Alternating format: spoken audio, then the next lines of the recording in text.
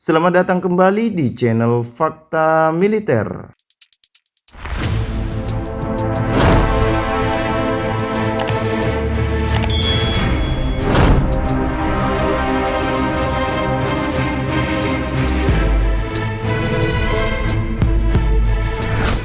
Tentara Nasional Indonesia atau TNI mengklaim bahwa tindakan kekerasan yang menyasar warga sipil oleh kelompok kriminal separatis bersenjata yaitu KKSP atau OPM belakangan ini karena posisi mereka yang terdesak, sehingga mereka frustasi dan melakukan pembantaian untuk mencari sensasi pemberitaan.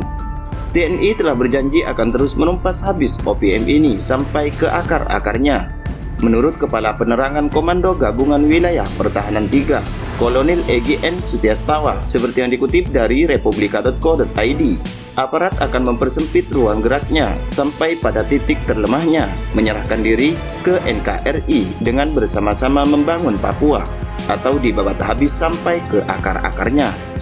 Kolonel Sutiastawa menduga tindak kekerasan berupa penembakan ke sejumlah warga sipil belakangan ini yang dilakukan KKSP lantaran rencana strategis gerakan mereka sudah terbongkar. Dia juga menduga hal itu dilakukan sebagai upaya memperlihatkan eksistensi mereka kepada negara-negara asing pendonor gerakannya.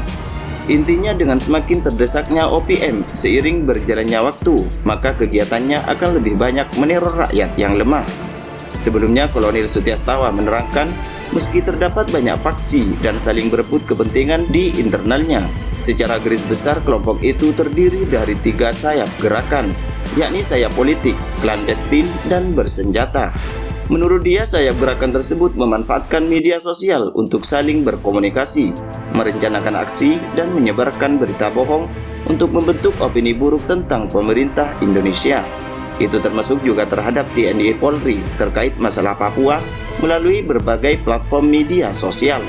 Jadi yang dihadapi bukan hanya KKSP yang ada di gunung-gunung saja, melainkan juga politik dalam dan luar negeri dan kelompok klandestin yang bisa berprofesi apapun, ujarnya.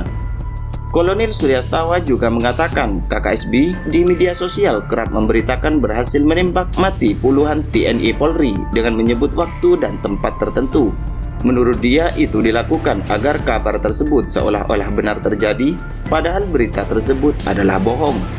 Padahal menurut Kolonel Sutiastawa, untuk mengetahui kebenaran jatuhnya korban dari TNI Polri sangatlah mudah, sebab TNI Polri adalah alat negara resmi yang tertib administrasinya, di mana ketika ada satu saja personel yang gugur, pasti akan diikuti dengan proses administrasi yang jelas.